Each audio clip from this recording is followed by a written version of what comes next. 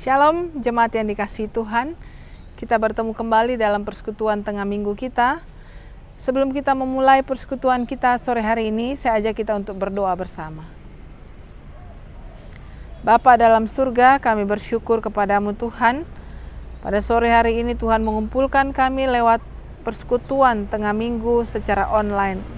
Kami percaya Tuhan hadir di tengah-tengah kami, dan kami percaya Engkau akan berkenan atas setiap pujian dan penyembahan yang kami lakukan.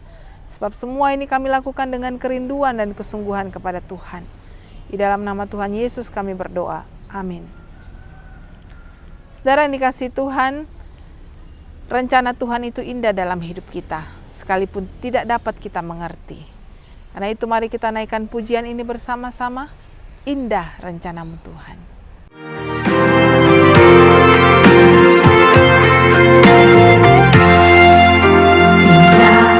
Rencanamu Tuhan di dalam hidupku, walau ku tak tahu dan ku tak mengerti semua jalanmu.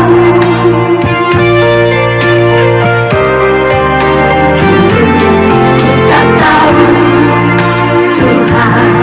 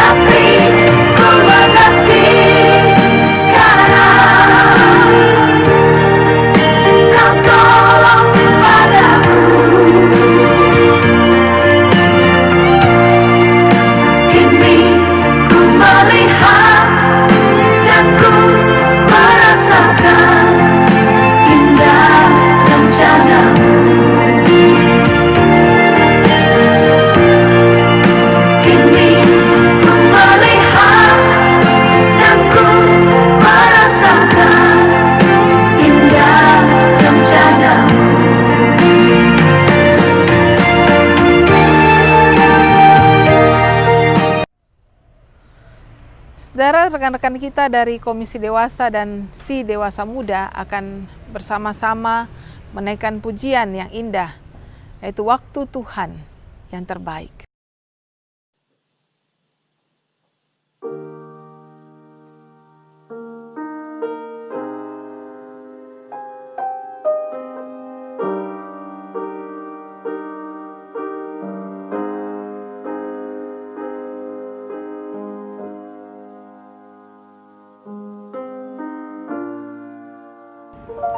Bila kau izinkan sesuatu terjadi,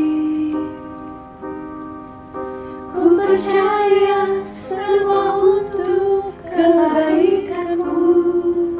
Bila nanti telah tiba waktumu, ku percaya kuasa-Mu memulihkan hidupku. Waktu Tuhan pasti yang terbaik, walau kadang tak mudah dimengerti. Lewati cobaan, ku tetap percaya waktu Tuhan pasti yang terbaik.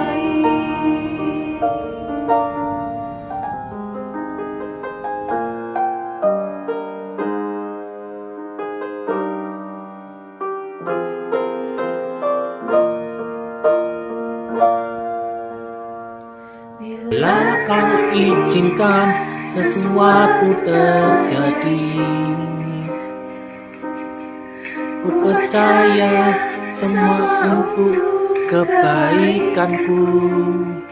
Bila nanti telah tiba waktumu, ku percaya kuasa-Mu memulihkan hidupku. Waktu Tuhan pasti yang terbaik, walau kadang tak mudah dimengerti. Lewati cobaan, ku tetap percaya waktu Tuhan pasti yang terbaik.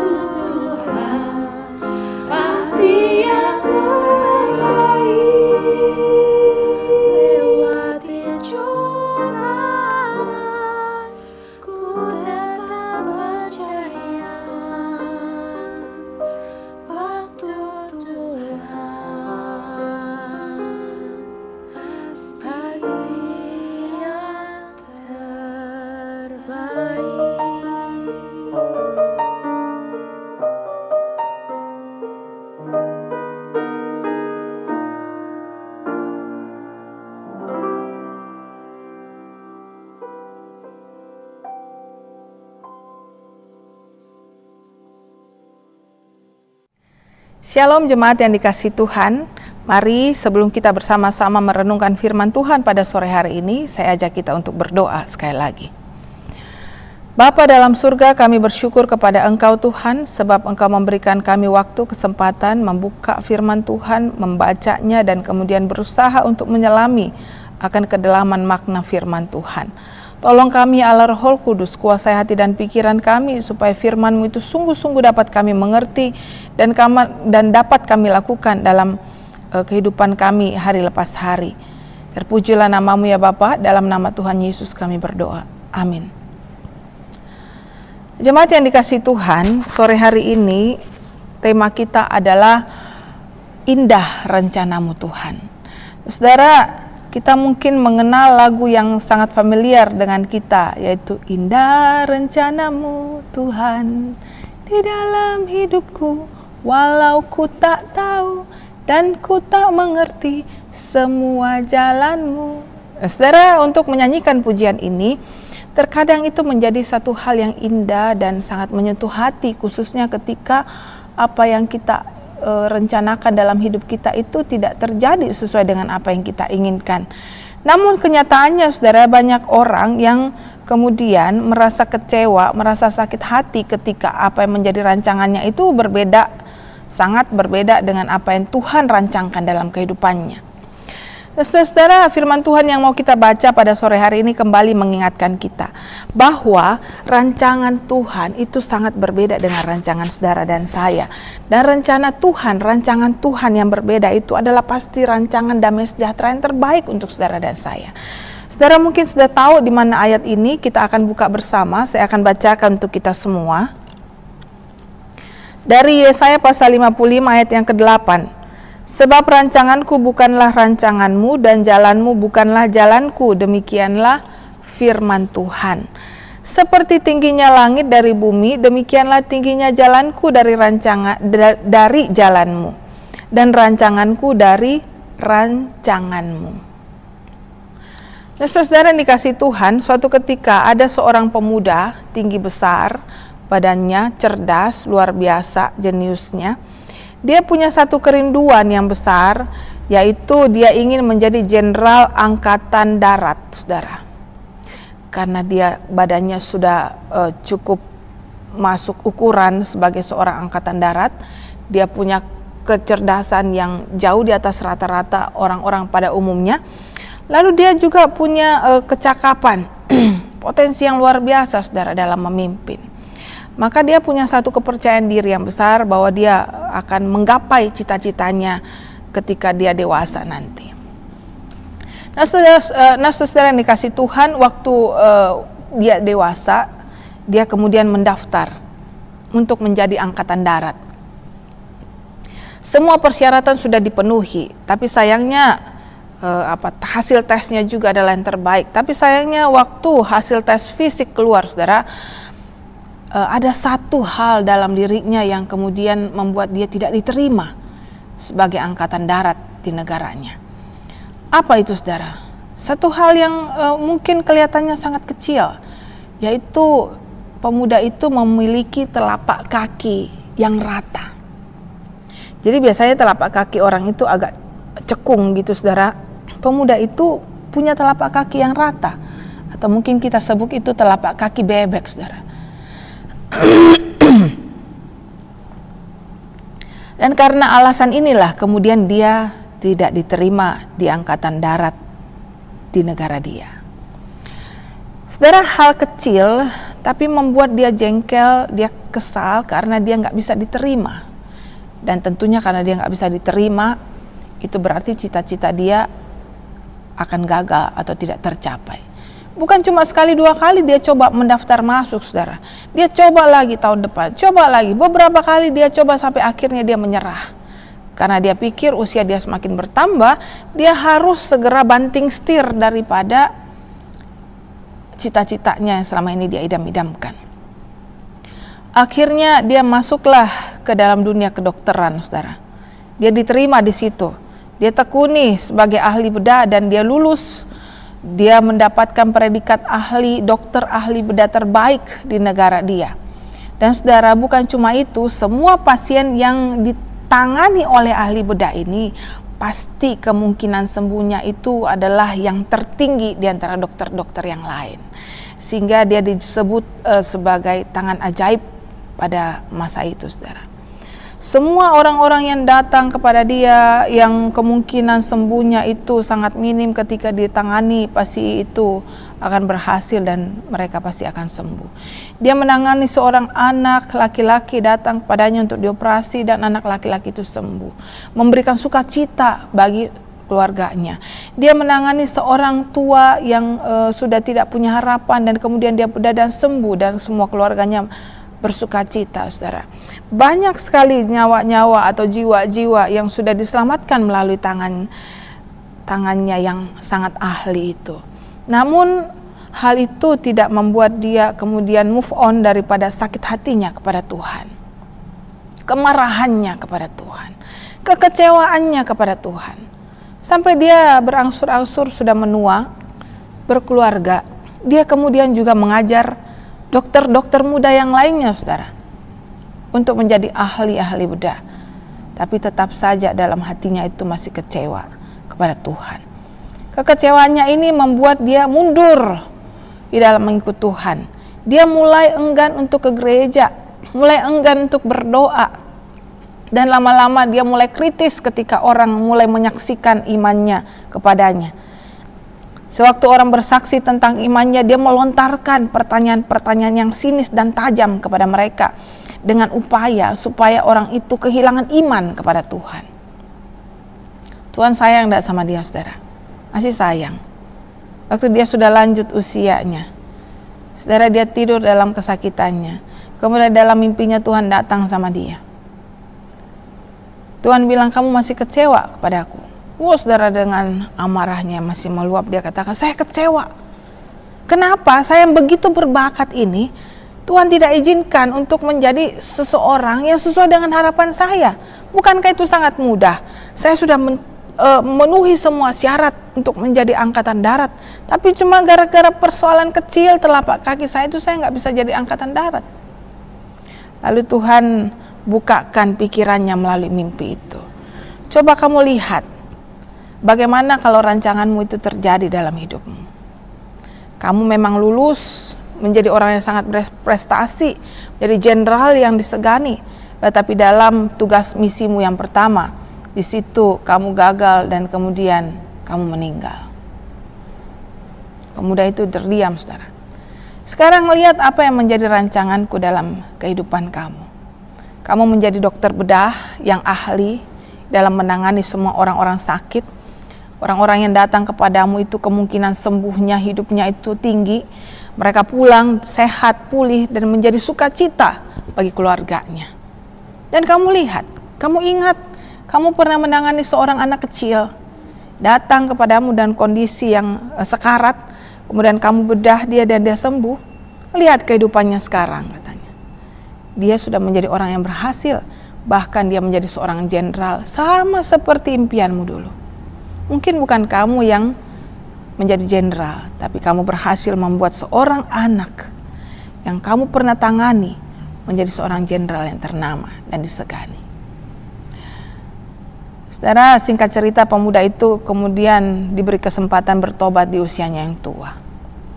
Saudara, alangkah indahnya kalau kemudian apa yang dialami pemuda ini itu juga terjadi dalam hidup kita, bahwa Tuhan mendatangi kita dalam sakit hati kita, kekecewaan kita, amarah kita, lalu membukakan, ini loh, kalau sesuai dengan rancanganmu, pasti ujungnya itu nggak baik, hasilnya itu nggak baik.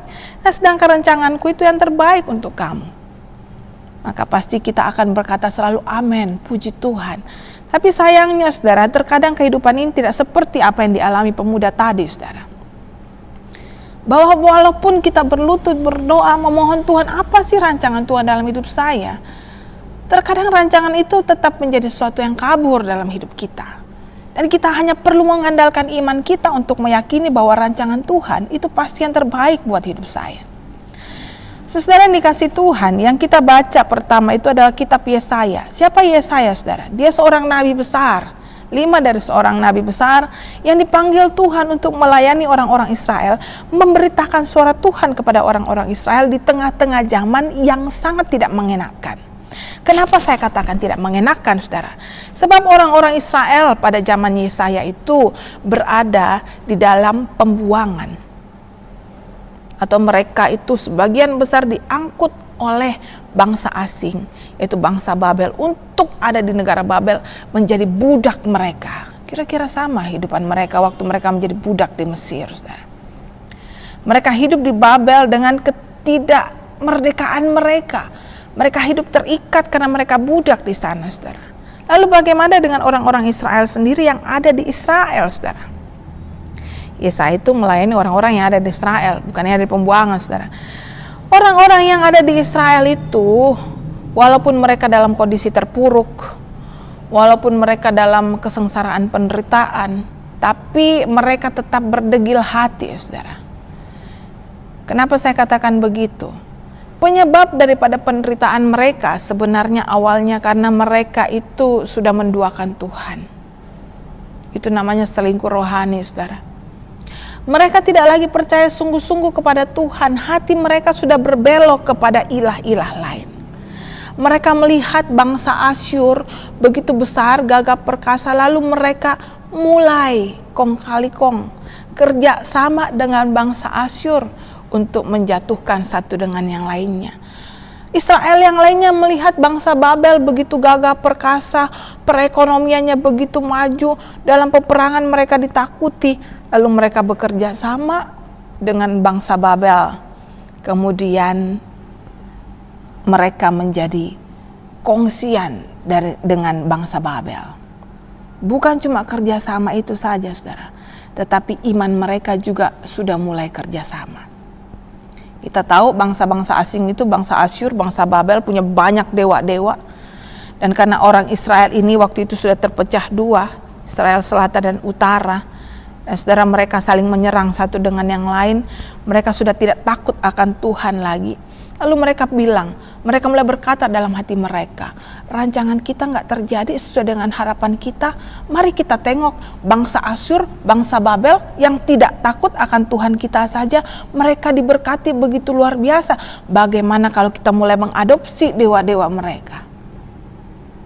Saudara yang dikasih Tuhan, hal ini yang patut kita waspadai dalam hidup kita, saudara. Ketika kita mengalami sakit hati, amarah, kekecewaan kepada Tuhan, kita mulai mengatakan, saya ini ikut Tuhan dari kecil, remaja, dewasa, pemuda, saya rajin, saya setia ikut Tuhan.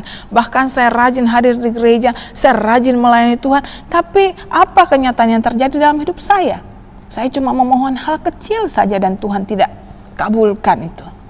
Saya tengok tetangga saya tengok teman saya, dia tidak takut Tuhan, hidupnya melenceng daripada apa yang Tuhan inginkan, tapi hidupannya ternyata kelihatannya menurut kacamata manusia, dia sukses, dia berhasil, dia dihormati, dia punya kuasa. So, kenapa saya nggak ikutan aja sama dia? Saya cari tahu rahasia suksesnya itu apa sih? Oh, ternyata dia melakukan ini dan itu. Ternyata dia curang, tapi dia tetap diberkati. Ternyata dia korupsi, tapi dia tetap diberkati. Dia tidak setia kepada keluarganya, tapi kenyataannya hidupnya baik-baik saja. Kenapa saya nggak mulai mengikuti gaya hidup seperti itu? Itu yang terjadi dengan bangsa Israel, saudara. Mereka mulai melenceng dari Tuhan. Kenapa kita tidak menyembah saja dewa-dewa orang Asyur, dewa-dewa orang Babel? Mereka mulai melakukan penyembahan terhadap dewa-dewa. Dan itu menimbulkan murka Tuhan atas diri mereka. Itu satu kejijikan di hadapan Tuhan. Karena Tuhan kita adalah Tuhan yang kudus dan dia tidak ingin diduakan sama sekali, saudara. Tuhan tidak ingin disandingkan dengan dewa-dewa sembahan yang lain. Saudara, orang-orang Israel waktu itu tetap beribadah kepada Tuhan. Sembari mereka beribadah kepada Tuhan, mereka juga menyembah dewa-dewa. Jadi ibaratnya mereka punya cadangan. Kalau Tuhan yang ini gak berhasil membuat kita kaya dan sukses, ada Tuhan yang lain yang bisa memberkati hidup kita. Saudara, itu satu kekejian bagi Tuhan. Oleh karena itu Tuhan menyerahkan mereka kepada keinginan hati mereka. Kamu ingin bergabung dengan bangsa Asyur? Oke, silahkan. Sekarang kalau kamu ingin bekerja sama dengan bangsa Asyur, kamu dibawa menjadi budaknya bangsa Asyur. Kamu ingin kerja sama dengan orang Babel, silahkan. Kamu menyembah dewa-dewa mereka dan sekarang kamu dibawa menjadi buangan di bangsa Babel. Mereka yang masih hidup di Israel itu, saudara, hidup dalam ketertindasan. Ekonomi mereka terpuruk, saudara, sehingga mereka mau makan pun kesulitan sekali, saudara. Yang dikatakan firman Tuhan, karena Yesaya dan Yeremia itu melayani di zaman yang sama. Di dalam kitab Yeremia, ketika Yeremia itu meratap kepada Tuhan, mereka sulit sekali cari makanan, sehingga apa yang mereka lakukan, saudara? Mereka ambil anak-anak mereka lalu dijadikan makanan untuk mereka, saudara. Bukankah mereka sudah menjadi kanibal, saudara? Tapi itu yang terjadi. Mereka saling memeras satu dengan yang lain pada saudara-saudara mereka yang ada di Israel pada saat itu. Jadi sebenarnya, saudara, penyebab dari keadaan mereka, penderitaan mereka, pergumulan mereka saat itu tidak lain adalah perbuatan mereka sendiri. Ketika semuanya itu terjadi atas hidup mereka, mereka menderita, mereka sengsara, maka mereka mulai berseru-seru kepada Tuhan. Tuhan, mengapa rencanamu atas hidup kami sebagai bangsamu ini begitu kejam, begitu jahat, begitu tidak baik? Lalu mulai mengklaim mungkin kalau zaman ini ya, karena kita sudah tahu tulisan Tuhan, bukankah rancanganmu itu yang terindah, yang terbaik? Kenapa hal seperti ini terjadi pada aku? Saudara, saya seringkali tekankan bahwa ada dua macam penderitaan. Yang pertama adalah penderitaan yang Tuhan izinkan atas hidup kita. Karena kita setia kepadanya. Kita beriman sungguh-sungguh dalam suka dan duka kepada Tuhan. Lalu Tuhan izinkan kita menghadapi satu ujian. Untuk iman kita itu semakin teruji, semakin terasa, semakin murni. Tapi ada penderitaan yang jenis kedua, saudara. Yaitu penderitaan yang disebabkan oleh manusia yang berdosa itu sendiri. Karena kita tidak mau taat sama Tuhan. Kita mulai melenceng dari Tuhan. Kita merasa hidup kita baik-baik saja. Oke lah, saya melenceng sedikit, gak apa-apa. Saudara, jangan pernah melenceng 1 degree pun, 1 derajat pun kepada Tuhan. Karena itu akan membuat engkau melenceng terus-menerus. Coba saudara tarik garis lurus, melenceng sedikit aja itu bisa menyebabkan saudara tersesat, saudara. Kalau kita lagi nyetir ya, kita ikut GPS kita, lalu kita bilang, ini lurus apa ke kanan ya? Sepertinya jalannya sama, lalu kita ke kanan, ternyata itu jalan yang salah dan kita mulai tersesat. Hidup itu juga seperti itu, saudara. Kita melenceng sedikit saja, kita tersesat jauh dari Tuhan. Kita mau kembali, sulit rasanya. Terus siapa yang kita kambing hitamkan? Tuhanlah yang kita kambing hitamkan, saudara. Saudara yang dikasihi Tuhan, kita kembali kepada firman Tuhan yang sudah kita baca tadi dalam Yesaya. Yesaya mengatakan ketika semua orang Israel itu kemudian mengalami penderitaan karena ketidaksetiaan mereka. Di dalam pasal 55 ayat yang pertama. Ayo, hai semua orang yang haus, marilah dan minumlah air. Hai orang yang tidak punya uang, marilah, terimalah gandum tanpa uang pembeli dan makanlah. Juga anggur dan susu tanpa bayaran. Di dalam keterpurukan mereka pun Tuhan tetap sayang kepada Israel. Tuhan tawarkan keselamatan kepada mereka. Lalu Yesaya tekankan dalam ayat 8 dan ayat yang ke-9. Sebab rancanganku bukanlah rancanganmu, dan jalanmu bukanlah jalanku. Demikianlah firman Tuhan. Di sini, saudara, ada 2 dimensi rancangan. Yang pertama dikatakan rancanganku dengan huruf yang besar, ku-nya itu rancangan Tuhan. Dan rancanganmu atau rancangan manusia itu rancangan kita. Rancangan Tuhan bukanlah rancangan kita manusia. Dan jalanmu bukanlah jalanku. Jalan kita bukanlah jalan Tuhan. Saudara, jelas berbeda. Dia Tuhan yang maha suci, maha agung, maha kuasa. Kita manusia berdosa. Tentunya ketika kita membuat rancangan itu tidak lepas dari dosa dan kesalahan kita. Sedangkan rancangan Tuhan itu sudahlah yang terbaik bagi kita. Seorang yang bernama Dave Meyer, dia itu suami daripada seorang penginjil yang bernama Joyce Meyer, mengatakan seperti ini. Untuk dapat melihat rencana Tuhan di dalam hidup kita itu digenapi, maka kita haruslah mengikuti Tuhan, bukan mengharapkan Tuhan yang mengikuti kita. Ignatius dari Loyola juga mengatakan seperti itu, saudara. Bahwa ada suatu latihan rohani dalam kehidupan saudara dan saya, yaitu latihan untuk kita bisa mengikuti apa yang menjadi rancangan Tuhan. Mengikuti rancangan Tuhan itu butuh ketaatan, saudara. Ketaatan yang sungguh-sungguh, ketaatan yang 100% kepada Tuhan, bukan setengah-setengah. Butuh kesetiaan, sekalipun kita tidak bisa mengerti akan rancangan Tuhan, tapi kita berusaha untuk mau taat di dalam ketidakmengertian kita. Saudara yang dikasihi Tuhan, lalu Yesaya melanjutkan dalam ayat yang ke-9. Seperti tingginya langit dari bumi, demikianlah tingginya jalanku dari jalanmu dan rancanganku dari rancanganmu. Satu gambaran yang mengatakan tingginya langit dari bumi. Begitulah bedanya rancangan kita dan rancangan Tuhan. Yang pasti seperti yang Yeremia tuliskan, bahwa rancangan Tuhan itu rancangan yang membawa damai sejahtera bagi saudara dan saya. Asalkan kita tetap mau setia, mau taat kepada Tuhan.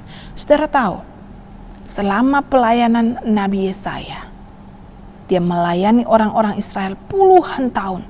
Dia depresi nggak, saudara? Depresi karena apa? Sejak dari awal Tuhan panggil dia, berserulah dengan suara nyaring, tapi tidak satu orang pun bertobat. Serukanlah pertobatan, tapi tidak satu orang pun akan mendengarkan seruanmu dan bertobat.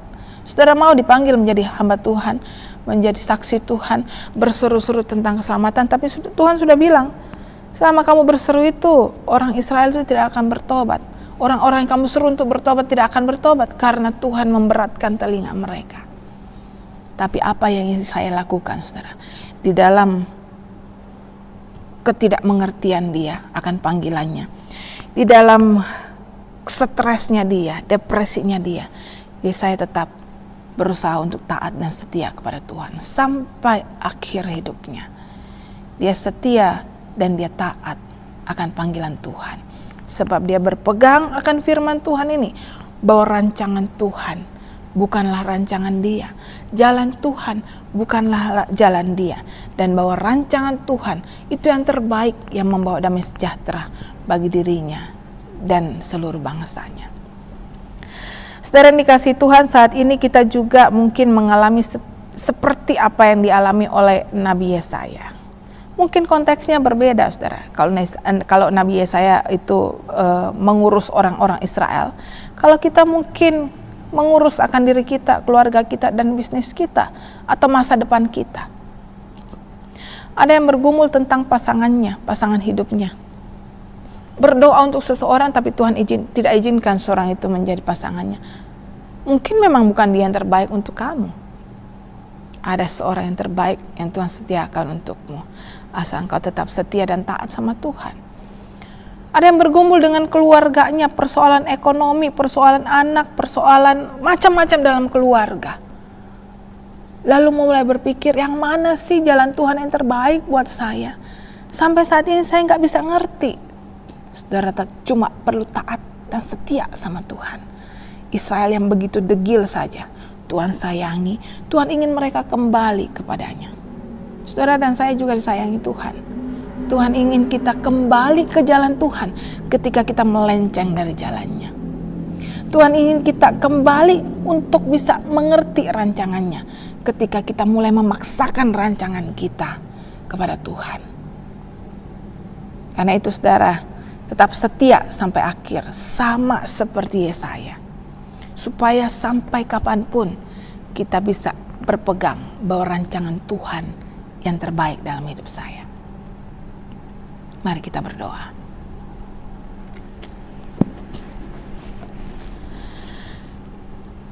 Ya Tuhan, terkadang memang sulit bagi kami manusia berdosa ini untuk bisa memahami rancangan Tuhan dalam kehidupan kami. Lebih-lebih lagi ketika kami berkeras hati untuk memaksakan rancangan kami terjadi dalam hidup ini. Terkadang ada pertanyaan-pertanyaan di dalam hati dan pikiran kami, mengapa Tuhan tidak mengizinkan rancangan yang terbaik dalam hidupku itu, yang sesuai dengan keinginanku itu terjadi dalam hidupku. Saat-saat seperti ini Tuhan, tolong kami untuk tetap beriman teguh kepada Tuhan.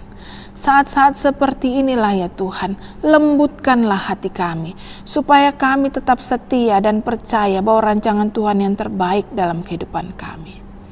Tolong setiap hamba-hambamu yang menyaksikan akan ibadah persekutuan tengah minggu ini, tengah-tengah keluarga dan rumah mereka masing-masing.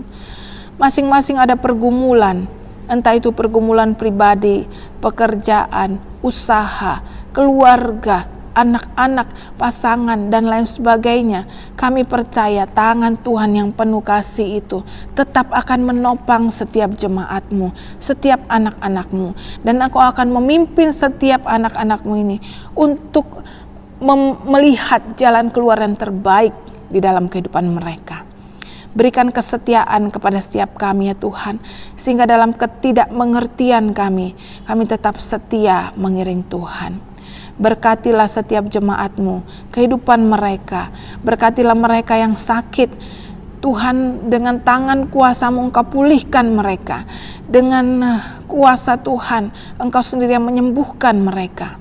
Dan kami berdoa supaya dalam kesakitan saudara kami ini, mereka tetap beriman setia kepada Tuhan. Kami berdoa Tuhan untuk bangsa dan negara kami, kondisi dunia saat ini.